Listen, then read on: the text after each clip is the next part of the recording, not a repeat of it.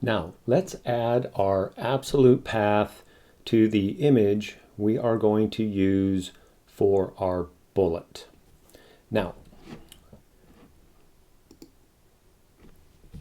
the MAT people, you would connect to the MAT server, which you already know how to do, and you would make sure that in the proper exercise folder, you have your images folder, and then whatever images you're using for your pen.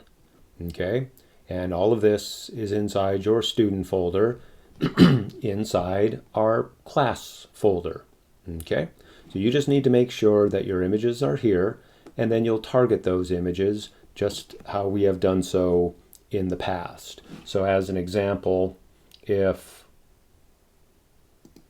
we open up our window here, you can see the path to the MAT server, the name of the class, student work, the name of your student folder, your exercise folder, the images folder, and then the name of the image you want to use. Now, this is a very small little image, so it's difficult to see, but here it is.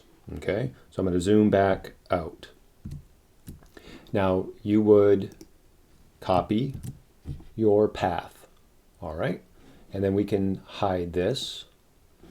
And we're going to go back and in our CSS, we will add our path. Now, I haven't noticed that it creates a problem, but I believe technically you would use a single quote mark, okay, for your path. So I'm going to do that just because I believe this is technically correct. Okay, so now what I'm going to do is right underneath this, I'm going to create a second list style type, like so, and then URL, and then our parentheses, and then we make sure we have our semicolon.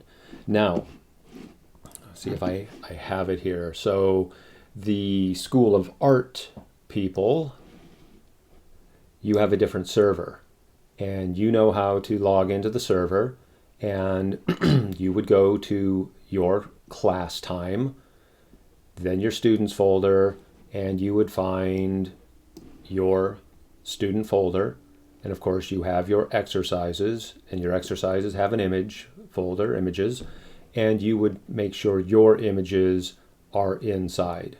Okay? Now, with that being said, creating the path is a little easier for the School of Art people. So let me move this out of the way. And what we're going to do is we'll go back, and if you simply go to design.sdsu.edu, then you'll see the design server with this archaic layout here. One day we'll fix this. And you can just click on my name. Then you go to your class. You'd go to your time, students, and then find your folder, the correct exercise. Here's the images. Now all you need to do is right click and copy the link address, and all should be good. You should test this.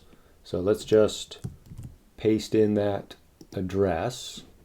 Okay, and I don't believe we need the HTTP protocol part, but anyway, let's just see.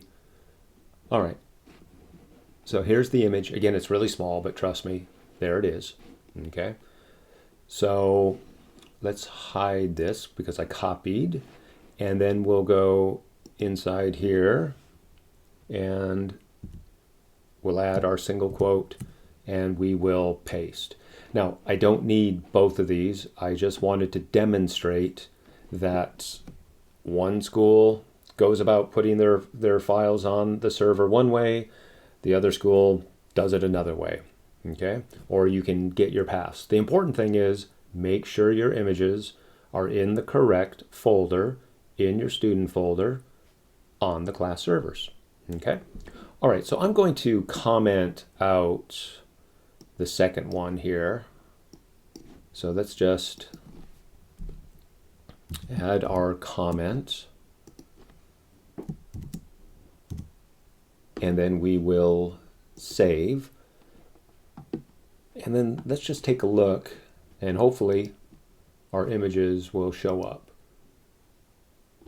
Or our image will show up as a series of images. So there we go. So we have our little gears showing up instead of the default bullets. Now, if you're happy with this, fine. Okay. What you're going to run into, however, is if you start styling each of the list items, especially if you're an individual, like right now, for the most part, these are lining up. When I say these, this gear bullet is somewhat lining up with the bottom, but it's this weird little thing and it's tough to see. But if I zoom in, what happens, I'm pretty sure, is as we move down this baseline, if we start trying to modify these by changing margins or changing our pixel sizes, then this alignment with the bottom of your text and the bottom of this image starts getting kind of wacky.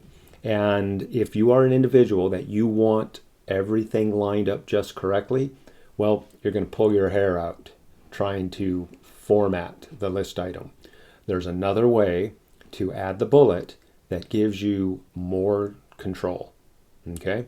And within that control, and that's really the basis of CSS, is to give you more control. What's nice is you could be really clever and you could have a different bullet for each of your link, or what will be our links here. Okay? So we'll add we'll replace the bullet with a background image in the next step.